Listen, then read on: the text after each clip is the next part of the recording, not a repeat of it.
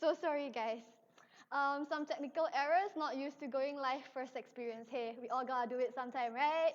But anyway, so yeah, I just turned on my mic. I hope the rest of you can hear it and it's not muted right now. So if it's too loud or too soft, do comment below so that we can adjust it accordingly before we start the live session. Okay, so thumbs up if you can hear me clearly. Okay, if not, just just say that, hey, I can't hear shit, and I'll adjust it. Okay. So yeah, all good.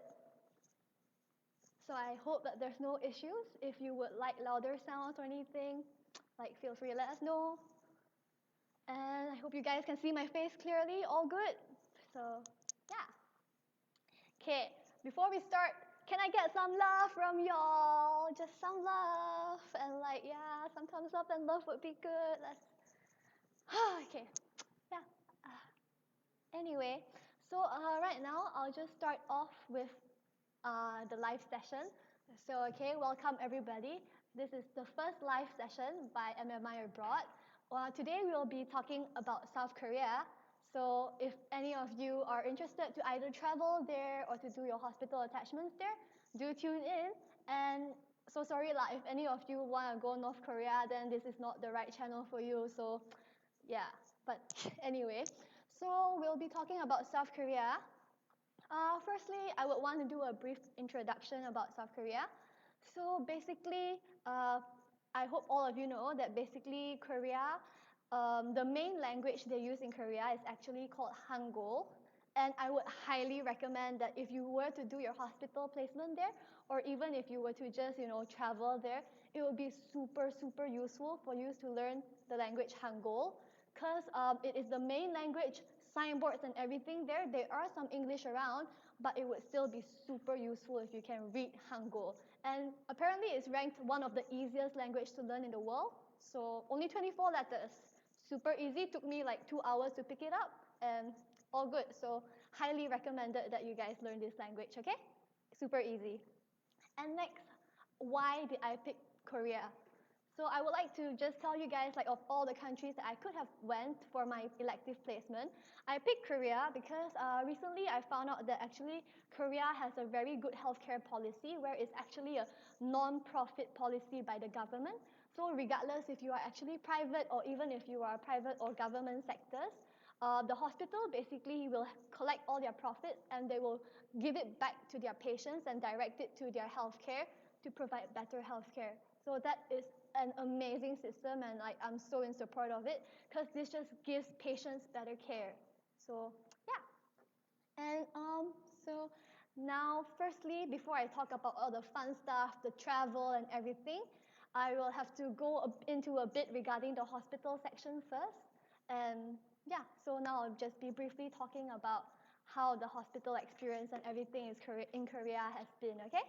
So let me change the slides. Okay. So firstly, now I'll be talking about my hospital experience in SNUH, which is Seoul National University College of Medicine. This is the address. Okay. So hospital experience. Basically, firstly, I would like to show you guys that Seoul National University Hospital is actually really, really huge. It is one whole chunk of area, as you can see on this map. Yeah, as you can see, one whole section in this map. Basically, there is the main hospital, which I spend most of my time in. And besides that, they actually specializes in pediatrics. So they have a whole hospital for children hospital, which is here. Yeah, they have a whole children hospital. And besides that, they are also they also have experts in cancer. So they have a whole cancer hospital too. So this tree is their main building at the main campus area. And besides that, they also have another building which is in the outskirt area, which is called Bundang. And sometimes you might get posted there to look at some things that are not done here in the main hospital. Okay.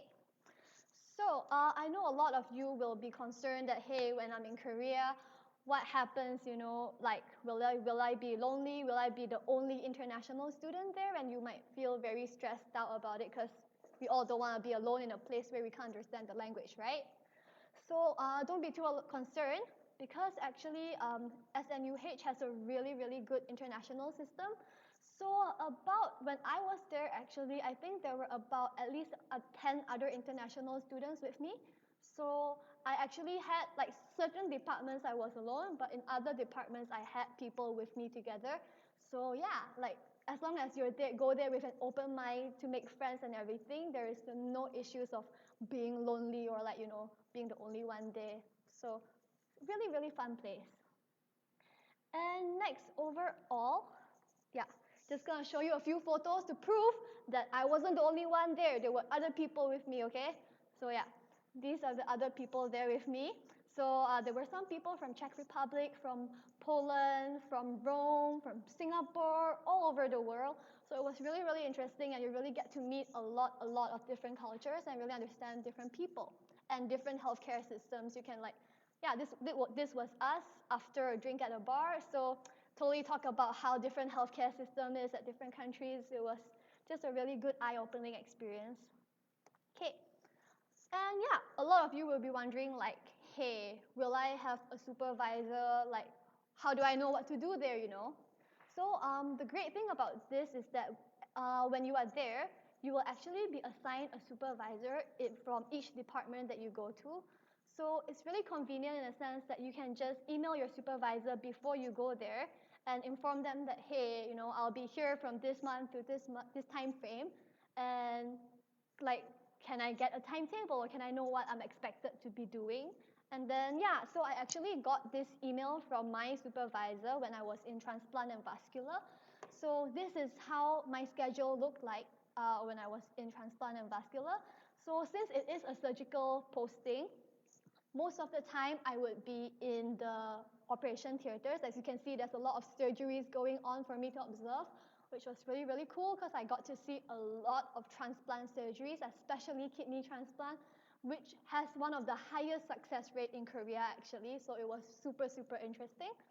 And besides that, on certain days, there will be, like, grand ward rounds and even case discussions and stuff that you will be invited to attend. And I strongly encourage that you do, because most of all these discussions will be done in English, especially the case presentation. So you get to understand what's happening and everything. And besides that, it's just super eye-opening, and you get to understand what's going on. The only section that is sometimes done in Hangul is the fact that sometimes when they discuss the management of the patients, they might actually do it in Korean, so you might have a little bit issues understanding, but you can totally ask your supervisor what was discussed after, and they'll be glad to explain everything to you. Okay, so yeah, this was how most of the conferences and the classes look like. Basically, we will be in a classroom, and one of the house residents will be presenting their case or discussing any new research things they want to talk about, and we just get to sit and listen. And here's the best part, which really, really, a really big perk, is that you actually get free breakfast. So that is amazing. They usually give you really, really nice bread for breakfast, and, like, that is one of my biggest motivation to, like, go so early in the morning, because the breakfast there is really good. And yeah, you get to eat your breakfast and listen to the conferences. And yeah, that's the other photo is just me in my surgical gown, because most of the departments I went to are actually surgical departments. So I did spend quite a bit of time in the operation theater. Okay. Next, I'll be talking about all the departments available in the hospital. So don't worry, don't be too concerned, because all this information can actually be found on the website, which I'll be talking about later. But for now, feel free to take a screenshot if you're interested. So I'll just pause this slide, and you guys can take a screenshot. So as expected, you get all your typical departments, all your internal meds, and all the subdivision, your general surgery, and yeah, all the departments. You get your pediatrics and all the subspecialties, ONG, psychiatry, dermato, orthopedic, and I'm not going to list down everything, because yeah, you can see it for yourself. And do note that there are some departments that are not available throughout the year. So they, like, for example here, dermato, they actually write at the side in red, you will see that, oh, it's not available from March to June. So if you are interested in specific departments, please do look up this and make sure that the time you go, you get to go to the department that you want to, okay? And yes, again, there's a whole list of departments here. For example, like for plastic and reconstructive, they actually send you to 2 different hospitals. So you get your first hospital, which is at SNUH, which we are mainly posted at. And the next hospital is actually at Bundang, which is about, I think, an hour bus ride away. But the hospital does provide transportation. They provide a shuttle bus to the hospital. But the down thing is when you're coming back, you actually kind of have to find your own transportation. Subway always works. So yeah, just about 1.5 hours away, I would say. Okay, and so yeah, these are all the departments. Okay, so now I'll just be talking about my experience at the hospital. Okay, so yeah. So when I was there, I was actually under 2 departments. I went there for 1 month, and I was doing plastic and reconstructive and transplant and vascular, so these 2 surgical departments.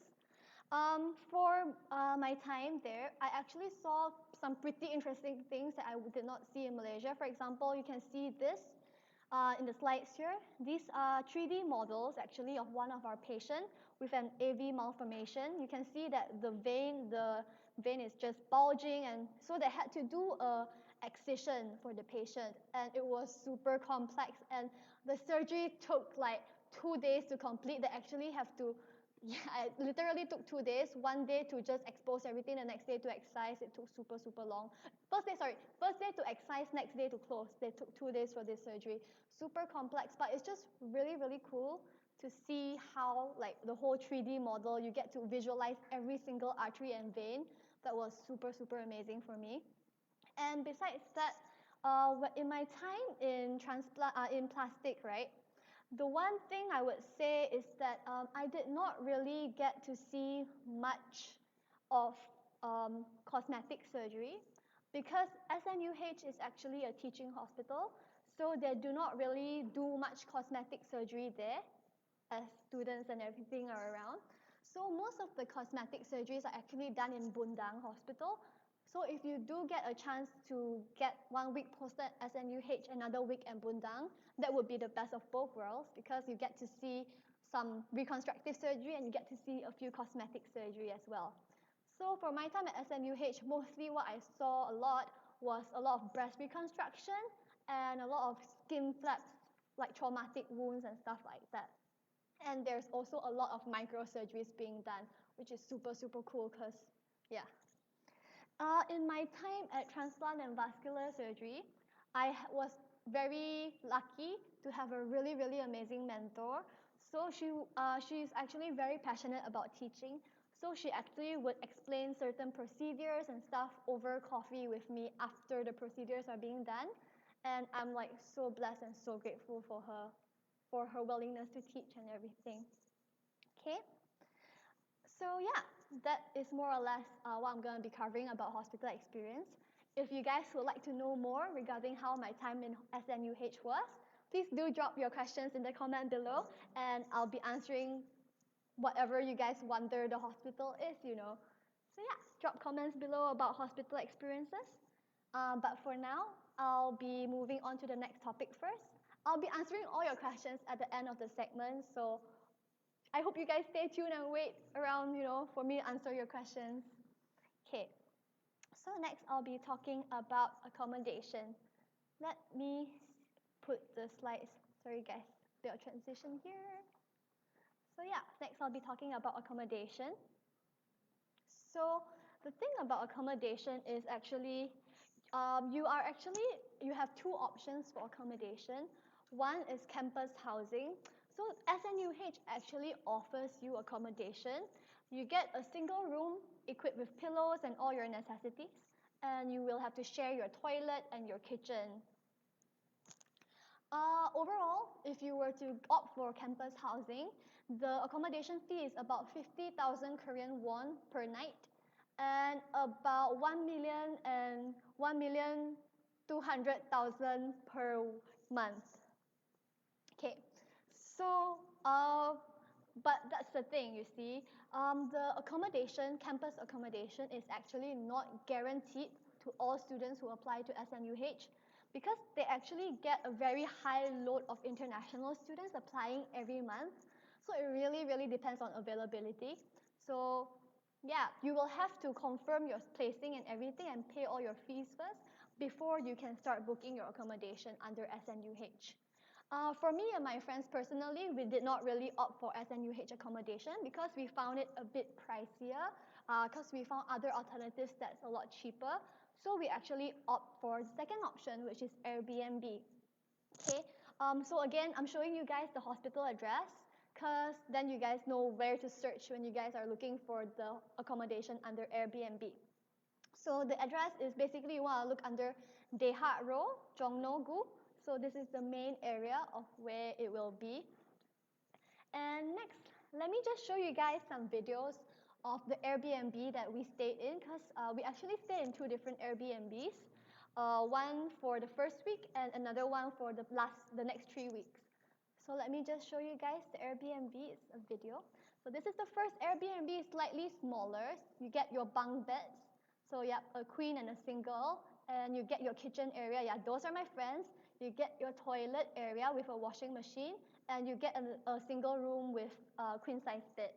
So overall, I would say it's pretty comfortable for about 3-4 people, a bit squished, but I would say 3 people is optimum to stay in this size of room. And overall, the pricing was pretty okay. I think it was around 100 something per night. And if you were to divide that among your friends, it is a pretty reasonable price. Okay, next, this is the next Airbnb. It actually has 3 rooms and a living area and a kitchen. But I did not take a video of the living area and the kitchen and the other rooms because it was kind of messy after we moved in. So I just took a video of my room, okay? So this is one of the rooms in the Airbnb. Yeah, a king size bed. And yeah, it's really simple. But like the second Airbnb is a lot bigger. So I think it was about 200 something ringgit per night. But I would say it's worth the money because we get a lot more space and there's like a whole huge living area that we can invite our international friends over to just relax and hang out. So I would say that it is worth the money, Airbnb overall. For us, it was a good experience overall. Okay, so yeah, I think those are what I was gonna be mainly covering about accommodation.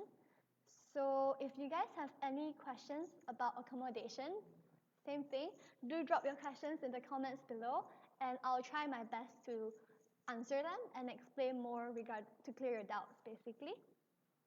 Okay, so next I'll be moving on to the next topic for the day, which is we start with all the fun stuff now. We'll be talking about traveling, okay, which is like I know what we all mainly are going to Korea for, like hey, go overseas. Of course we gotta travel, come on. So yeah, travel tips. So firstly, I know a lot of you will be asking like, hey, how do I get around, Should I take public transport? Should I use the taxi most of the time? Like, how do I get about? Is it difficult? So firstly, I would like to say that, for Korea, it's actually super, super convenient to get around. And I will be telling you why. Okay, so firstly, the main way we got around was basically through the subway. And when the subway, basically, they have a system that functions like touch and go. So mainly you just buy a card. The card is called T-Money. Like you can see in the picture here, it's called T-Money card. And it has various designs. So mainly like the card will look different all the time, but you just have to see the word T-Money on the card. That's the brand. Okay, and next question. Where do I get this card? Well, it's super, super convenient. Once you land at the airport, actually, you'll see plenty of convenience shops nearby. For example, their convenience shops are GS25, CU, and there's also 7-Eleven, which I did not include a picture because I'm sure we all know what 7-Eleven looks like, right? So yeah, you can get it at GS25, CU, 7-Eleven, any convenience stores, and they are abundant in Seoul, like they're everywhere. Just go buy your card, and you can top up your card at the convenience store too, which makes it super convenient. But yeah, Anyway, besides that, you can also get your card at the train stations or the subways in machines like this. They're kiosks, and you can select English language, and you can just, key in all the details, get your card, and you can always just top up your card at the subway station too. Super, super convenient. Okay, next. Okay, I'll be telling you guys basically what are the apps that helped me lasted through my whole time in Korea. Okay, so I would really, really encourage any of you who would consider traveling to Korea to take a screenshot of this, okay? Because these are the apps that I really go by in Korea. Screenshot, I'll give you guys a few seconds. Okay, I'll carry on now. So firstly, let's talk about Naver Map and Kakao Map. Mainly, the thing about Korea is Google Maps there is not really updated. So there's a lot of routes, bus timings, and everything that's not really up to date. So in Korea, I would encourage you guys to use things such as Naver Map or Kakao Map, because those are their main Google Map substitution in Korea. Okay, as you can see, I took a screenshot of how it looks like. Basically, it looks exactly like how you expect Google Map to look like. And the function is pretty similar. You key in your start location, where you want to go, what mode of transportation do you want to go by, and then, yeah, they'll estimate the ETA and everything for you. So super convenient.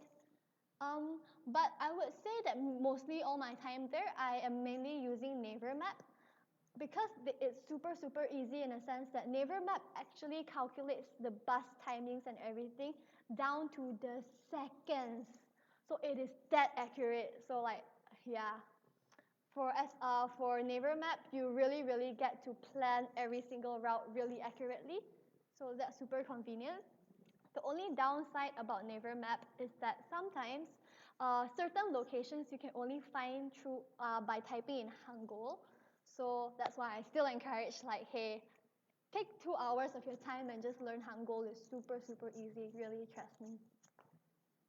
Okay. And the next app that I go by every day is basically this app called Subway. And as you can see, the Seoul subway system is really, really, really complex in a sense. Yeah, there's a lot going on. There's a lot of different lines. It's really, really complex. So the great thing about Subway is that you actually get to key in which station you enter from and which station you would like to arrive at. And yeah, and for example, I was staying in Haehwa and I wanted to go to Myeongdong. So they actually let me know the fastest route and time required, which is 8 minutes. They let me know the fare, which is about 3 ringgit, around there.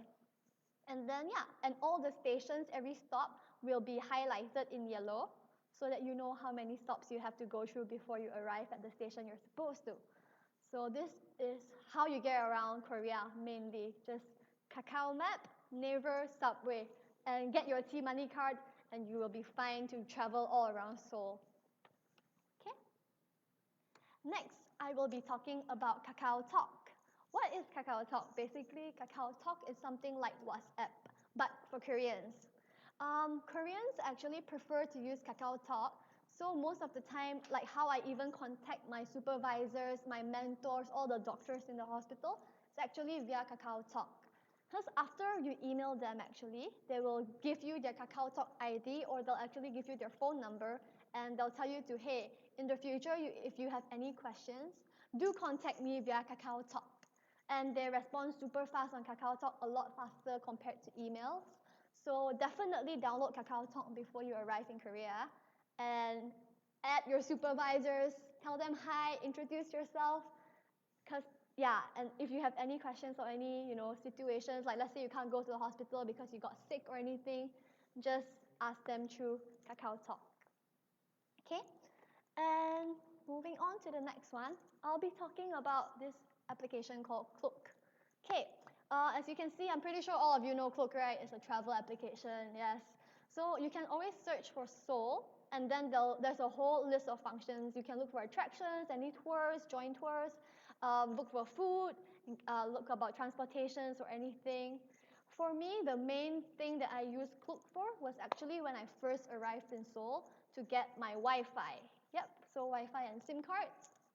The convenient thing about using Klook to pre-book all these things is that once you arrive in the airport, you can actually, there's plenty of kiosks around that you can actually just go to and show them your Klook app and pick up your portable Wi-Fi or your SIM card. So in that sense, it's super convenient because once you arrive there, you get your Wi-Fi, so you don't have to go about trying to figure out things without Wi-Fi, figuring out where to go to get all your broadband and everything, which is a bit intimidating when you first arrive in a foreign country. So yeah, I would highly advise that you pre-book your Wi-Fi and everything. And yeah, these are the deals that are available. And overall, I would say the pricing is pretty reasonable. And it's super convenient because when you're flying back to Malaysia, for example, you can actually just drop off your Wi-Fi device, your broadband or anything at the airport again. So you get to maximize having Wi-Fi throughout your entire time in Korea. And like Wi-Fi there is super amazing because even when you're in the subway underground, there will be signal. So that's pretty fun. You get to watch all your K-dramas in the subway. And you get to see a lot of ajumas doing that, watching K-dramas in the subways. Yeah. Next, I'll be talking about this other thing. I'm pretty sure you guys have seen a lot of photos that I've been sharing of me in hanbok, like walking around like a Korean princess and stuff. So yeah, I can actually also pre-book your hanbok rental on Klook again, just to make sure that, you know, if you're a bit wary about getting ripped off or about the pricing, you can always pre-book and have a fixed price, and then you get to rent your hanbok. Yeah, so that's just a sample photo of me in my hanbok lah, in case you guys haven't seen it on Instagram yet. Okay, the next application that got me by, yeah, all the foodies out there, please take a screenshot of this application because it will save your life. Okay, so this application is called Mango Plate. If you guys know something similar in Malaysia, it would be called Foursquare. So basically how it functions is you get to search specific areas where you are at, and then it'll give you a whole list, really a whole entire list that has more than 100 plus restaurants, which is really, really amazing. And the best part is the restaurants will be ranked from the highest ranking to the lowest ranking. So like you can see, for example, here is 4.7, 4.7, then the ranking goes lower as the list goes on. And here's the thing. These places recommended are all super, super local spots because most of the people that uses this app and give review and everything, they are local Koreans. So you are for sure gonna get some really authentic Korean food if you try using this app. We got a lot of really amazing stuff using this app. So yeah, I think for now that should be all that I will be covering under travel tips. I know there's still a lot more. I can go on and on forever about traveling because I was there for 1 month and I almost travel every day. But if you have any questions regarding travel, regarding anything regarding going around Korea, do drop your questions in the comments below and I'll be glad to answer if I can, because some places I have not been to, but I'll try my best. So yes, do drop your questions about traveling, where to go, what to do, what to eat, anything at all. I'll be very willing to answer all your questions. Okay? So yeah, so now I'll just move on to the last section for the day before Q&A, which is actually I'll be talking about the application process. Yes, so now you heard all about Korea, how amazing it is, how fun it was. Comes the big question, how do I get there? Well, of course, there's always the way that you can pay and just travel to Korea for about 10 days and just, travel in Korea. But let's say if you're interested to actually stay there for a longer time and actually do your medical placement there, I'll be briefly telling you guys about the application process. So yeah, medical students, this one's for you, okay? Mainly for you guys. Okay, so how to get there mainly, you have to first log into this website. Again, take a screenshot of this. This is super useful. Take a screenshot, yeah? Okay, so this is the website for SNUH. So firstly, you will go onto the website and you'll see this red area I've circled. Go on to International Office and select Visiting Student Program. Okay, After that, I'll move on to the next slide. Okay. After that, you'll be brought onto a page that looks like this. And yeah, they'll explain all the documents required and also the eligibility. So now I'll just briefly tell you guys, this program is actually eligible for students who are in their penultimate year and their final year. For Malaysian students, that means it is available for 4th year and 5th year students, okay? So for those, in 1st to 3rd year, still in your preclinicals, like, just wait a bit lah, sorry lah, still cannot for you lah. Patience, yeah? And besides that, you will be required to fill in an online application, so it's super convenient for you guys. Submit your CV, your official transcript of academic record, which you have to obtain from your university, complete your vaccination form, and send a copy of your passport. Okay, I'll be breaking it down more in the next few slides, so just bear with me as I go on for a bit. So this is how the website looked like. Give your email address, create a new password, and just log in. And you're well on your way. Okay, so there's actually 3 steps in the website for you guys to go through. First step is to enter all your basic information. Second step is to pay the application fee. Yes, sad to say, but this program is not free. So do expect to be paying a fee for this program. And the third step is you'll be getting notified if you pass or fail the selection process. Okay, so this is how step number 1 looks like. Basically, firstly, fill up all your personal information. Nextly, fill up all your medical school information. And then next, you get to request which departments you want to go to. So yeah, fill up the department, fill up the dates when you want to start, when you want to end, how long would you like to be in the department. For me, I did 2 weeks in each department, and I think that was just the right amount of time. And yeah, besides that, these are the dates available to start your medical electives. It's sad to say that for SNUH, they actually don't take in students like anytime. They actually have a specific set time. So usually, they take in students on the first Monday of each month. So they take in new students on a monthly basis, first Monday of each month. And before the day you start, you're actually obliged to attend orientation so that they can bring you around the hospital, the international office, and the areas around, just so you get to familiarize yourself.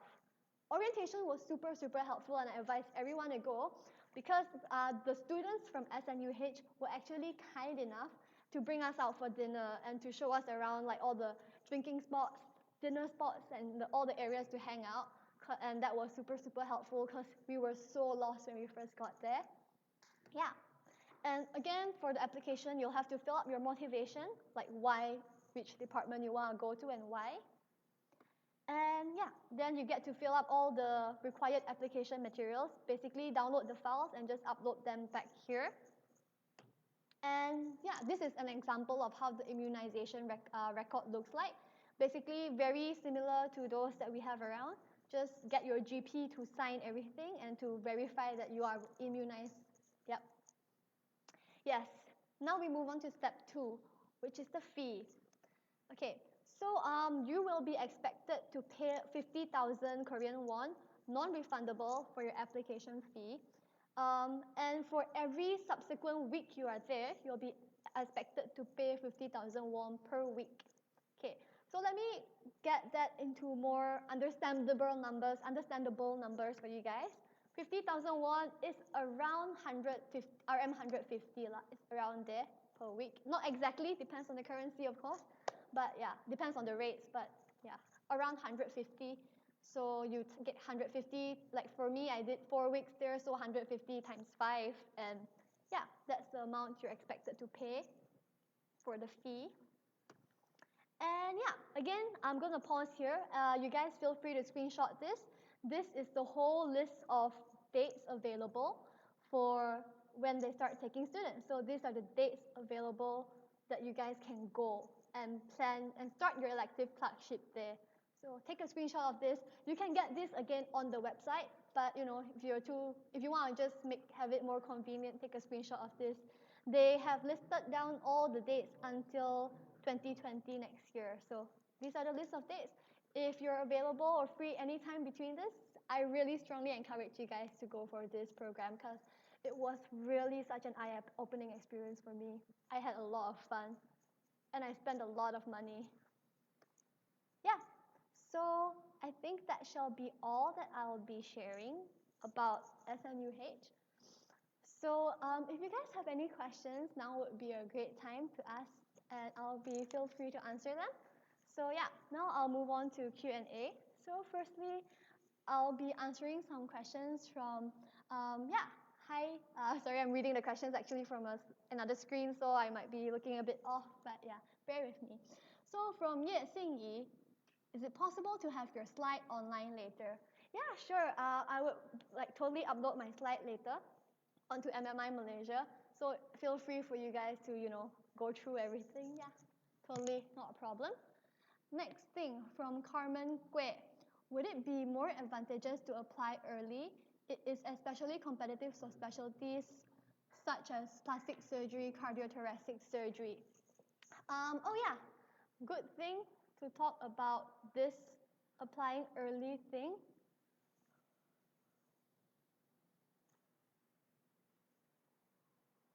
Good thing to talk about this applying early thing, because actually they do have a requirement that you are supposed to actually sign up at least 3 months in advance. You have to get your application and everything done at least 3 months in advance. So yeah, the minimum time frame would be 3 months in advance, but you can start applying around 6 months before you go. Between 6 months to 3 months would be a good time frame.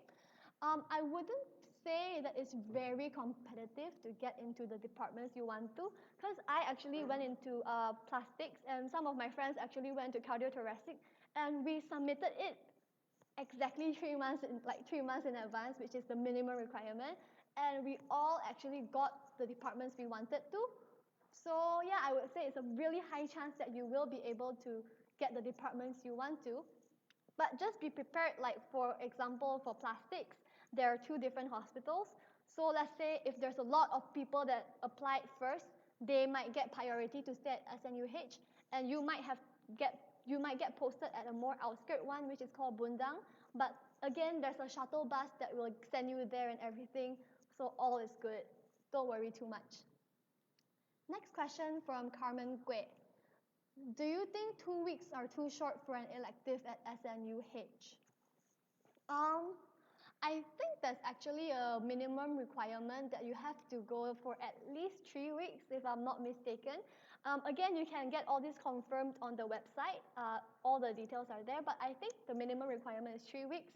So I think, yeah, 2 weeks, a bit too short overall from my own point of view.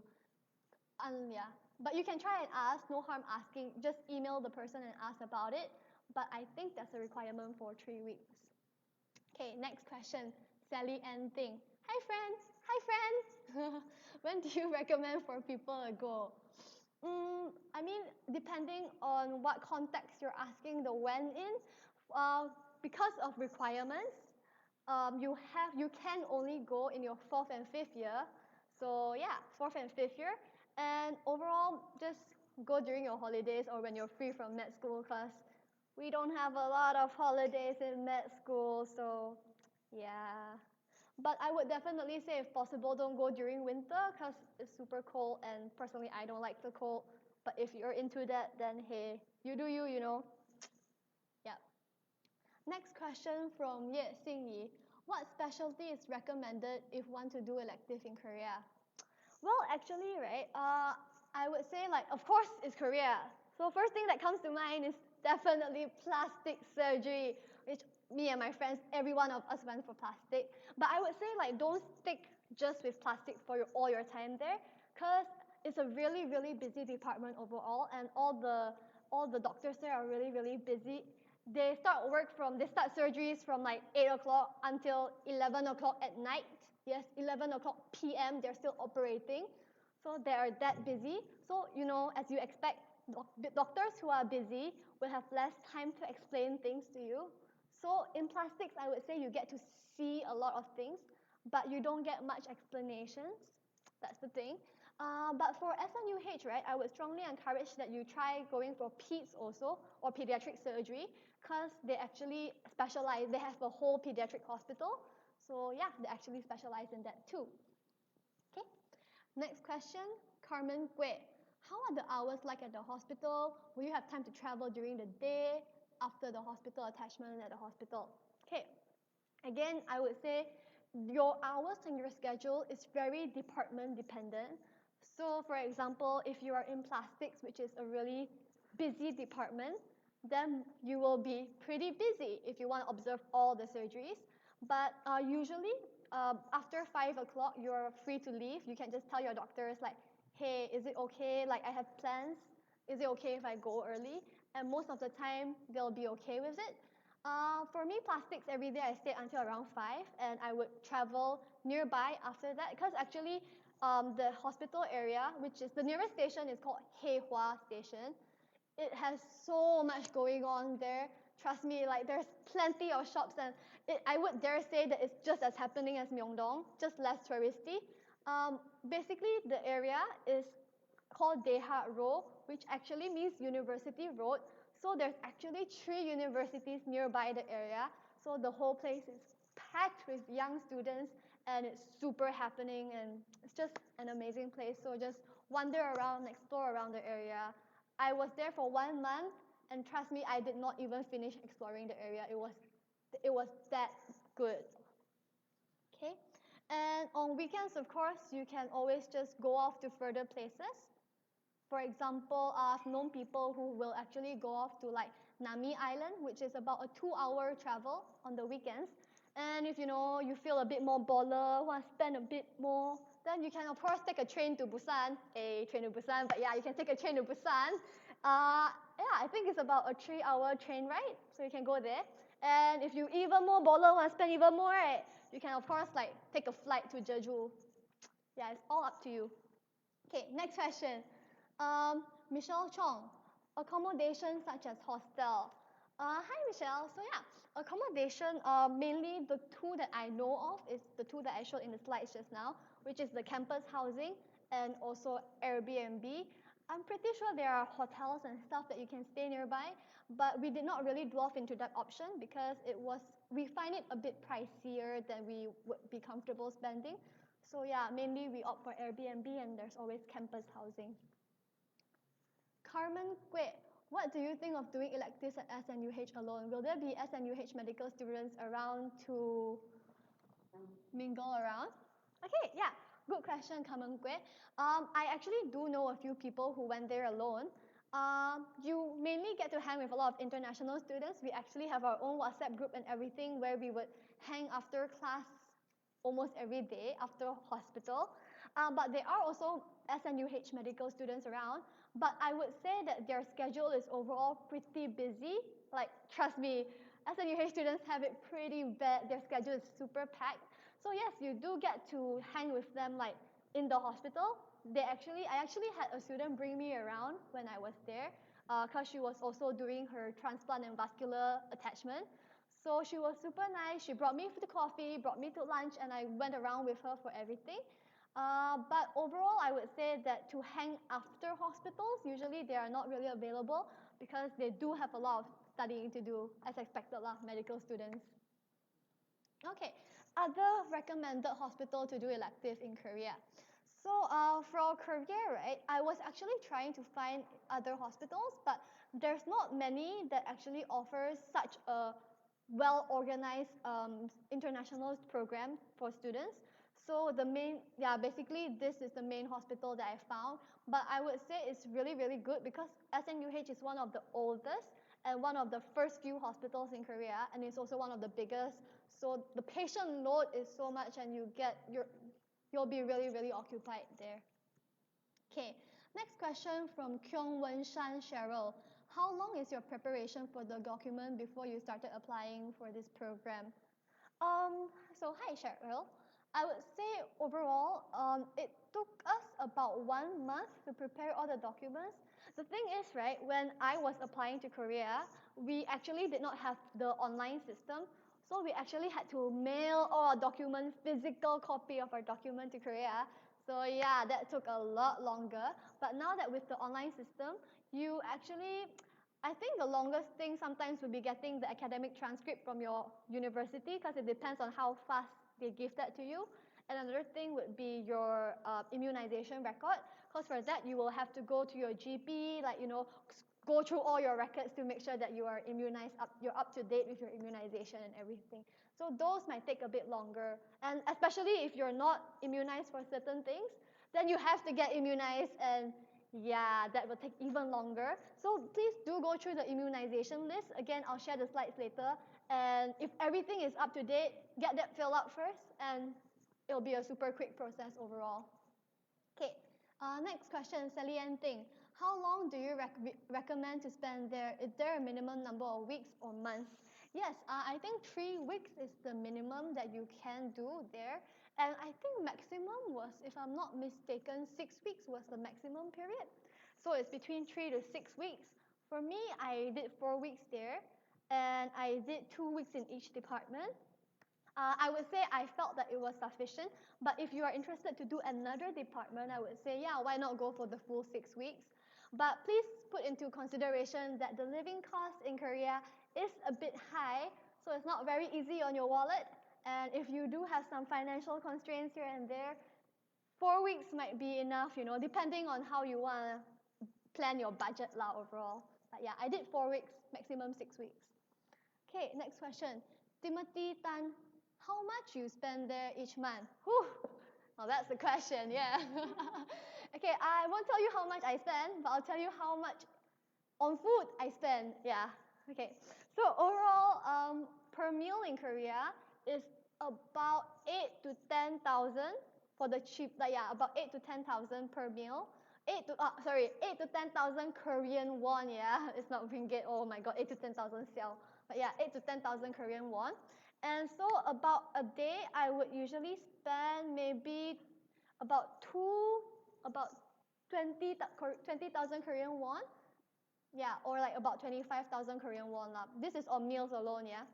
But transport is pretty cheap. It's about 3 ringgit like for a subway ride, regardless of the distance. So that's pretty good. Okay, next question, Sally Ann Ting. How many people do they accept? Okay, I'm not too sure actually how the system works and how many people they accept. But from my time there, overall with people leaving and new people coming in, there's an average of 10 to 12 students there at a time. So I'm assuming that that's how many students they usually accept at a time. Yeah. Kyung Wen Shan Cheryl, did you encounter any difficulty during this elective? Because the department you posted is quite specialized. Yeah, okay, so hi Cheryl. Yes, I would say you definitely have to read up because most of the departments you are posted to are subspecialties there.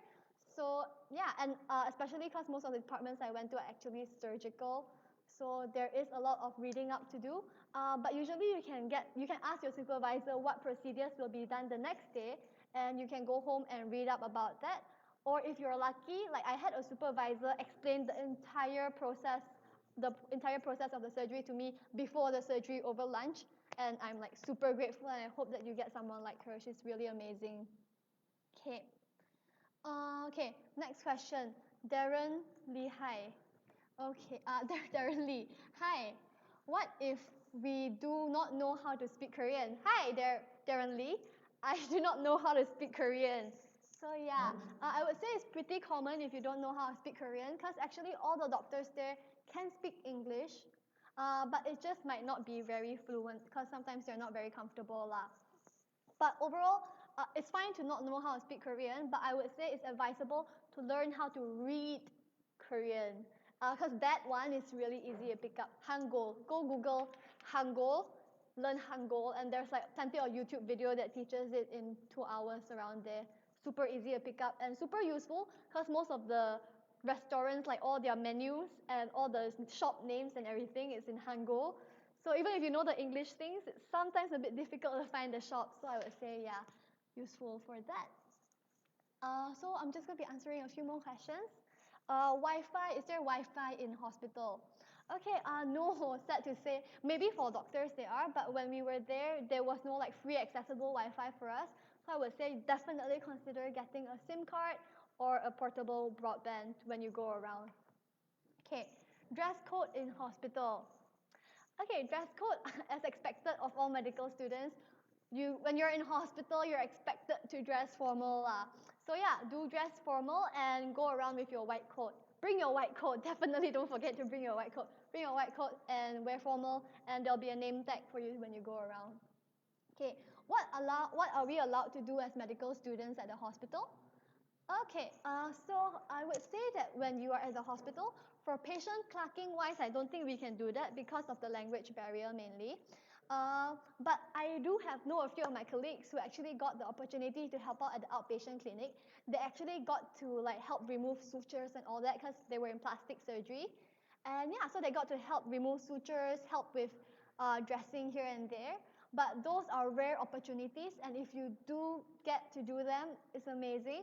But don't expect that people will let you do them because, you know, it really is case dependent in these kind of situations. Try to request to help out, but be prepared for them to tell you no sometimes. Okay, any recommendations on reading up required before the electives? I would say it would be useful if you could read up some basics because a lot of these subspecialties, I'm not very exposed to them and I have very, very little knowledge of them. So I would say just like, for example, if you're doing plastics, read up the basics of plastic surgery. And after that, yeah, anatomy is super useful. Totally brush up on your anatomy if you're going to a surgical department. But overall, yeah, you can always ask your supervisor of the case the next day and then read up about that particular surgery. Okay, next question. Facilities, can we go? Library, gym, cafes. Okay, so the cafeteria, there's actually a cafeteria in the hospital. And as medical students, even as international medical students, you guys actually get a discount. So whenever you do go like buy your ticket, you have to buy a ticket and then go get your meal. So when you buy your ticket at the counter, do show them your card that, hey, I'm a medical student. Then they'll give you a discounted rate. So yeah, tip for you guys. And besides that, there's a lot of meal options around in the hospital. So yeah, that's amazing. There is a library. You can go to the library. You just have to apply for a library card at the international office when you get there. And then you'll get a card to have full access to the library. And then gym, there is a gym nearby, but you have to pay for the gym, gym membership and all that. I'm not sure of the rates, but yeah, you have to pay a fee for that. Okay. Okay. The fee is about 50,000 K a month. Yeah, for the gym gym membership. Okay. So next. Okay. Fine. Okay. So just some heads up that I would like to inform you guys. Just a follow-up thing to my statement just now. I did mention that Klook was really useful to get the Wi-Fi. But I would say that you have to pre-book this Klook before you fly to Korea, and you have to book it using a credit card, yeah? Note that it's a credit card. You can't book it with a debit card, so you have to book it with a credit card, and you have to book it in Malaysia, I think at least 3 days in advance, and then only can you collect it at the airport. You cannot make a booking at the airport itself, yeah? So do take note. So yeah, thank you all for tuning in. I really, really appreciate all your time. Oh, sorry. Sorry. One more question, guys. Just been informed by my team. Yeah. One more question. Michelle Chong, can request for recommendation after the elective? Cert. Yeah. Yeah. The hospital SNUH will actually provide all the students with cert, and they will actually like if you do it at 2 different departments, you'll get 2 different certs. So you'll get your certs from the from SNUH lah. So there'll be certificates for you after your elective. Okay, so no more questions, team? Okay, so yeah, thank you guys for tuning in. I think I will wrap up tonight's session. Really appreciate all of you guys for tuning in. Do stay tuned for the next session, which is next month. Next month, we will be talking about Japan. So yeah, do tune in for the Japan session next month. And thank you so much for tonight. I really appreciate all the questions. This live will be saved. So if you want to rewatch it, or if you have any section that you were a bit not sure about, feel free to rewatch it again. And yeah, I hope you guys have a good night, good weekend. Thank you guys for tuning in. Woo!